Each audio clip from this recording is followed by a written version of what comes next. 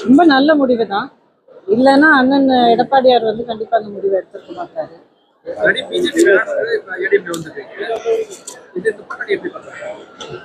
அதுக்கு இதுக்கு சம்பந்தமே இல்லை. ஸோ கண்டிப்பா இது ரெண்டுமே முடிச்சு போடுறதுக்கு வாய்ப்பே இல்லை.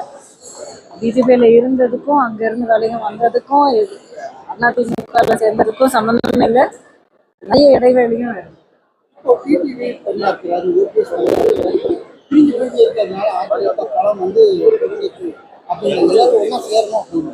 பேச்சு வந்து ரொம்ப நாளா ஓடிட்டு இருக்குங்க. இதுல வந்து கண்டிப்பா இதுல ஒரு உண்மை இருக்கிறதுக்கு வாய்ப்பே இல்லை. அதிமுக அப்படிங்கிறது வந்து இப்போ 2 கோடி தொண்டர்கள் மட்டும் இல்லாம தமிழ்நாட்டுடைய ஒவ்வொரு கிராமத்துக்குள்ளேயும் ஒரு குடும்பத்துக்குள்ளேயும் வந்து இருக்கிற ஒரு கட்சி.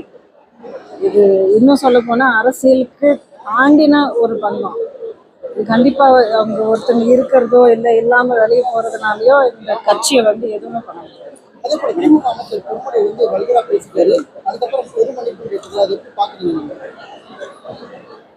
வார்த்தையை வந்து பொது மேடையில ஒரு பப்ளிக் லைஃப் நல்லா தெரிஞ்சு பொது மேடையினுடைய அருமை மட்டும் இல்லை, அதனுடைய ஒரு ஒரு பவரும் தெரிஞ்சு உணர்ந்த ஒருத்தர், அவ்வளோ அனுபவம் உள்ள ஒருத்தர் அதே மேடையில பெண்களை பத்தி அப்படி ஒரு கேவலமான ஒரு இழிவுபடுத்துற அந்த பேச்சு பேசியிருக்காருன்னா, பேசிட்டேன் என்ன மன்னிச்சிருங்க அப்படின்னு சொல்றதுல அர்த்தமே இல்லை.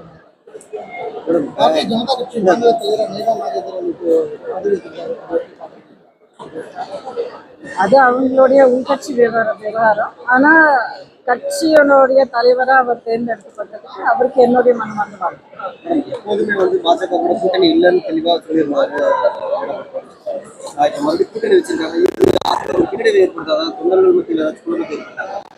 கண்டிப்பா இல்லைங்க. ஏன்னா கூட்டணி இருக்கு இல்லை அப்படிங்கிறத விட எப்பவுமே நேரம் வரும்போது பார்ப்போம் அப்படிங்கறதான் சொல்லிட்டு இருக்காரு. ஆரம்பத்துல இருந்த அண்ணன் வந்து ரொம்ப ரொம்ப தெளிவாக எந்த விதமான குழப்பமும் இல்லாம இருக்கிற அளவுக்கு என்ன சொல்லிட்டு இருக்காருன்னா, இது வந்து திமுகவை வீழ்த்துவதற்கான ஒரு கூட்டணியாக அமையும். கொள்கைகள் அப்படிங்கிறது அந்தந்த கட்சியினுடைய தனிப்பட்ட ஒரு விஷயம். ஆனா ஒரே ஒரு ஏமோட எல்லாரும் சேர்ந்து இணைஞ்சு திமுக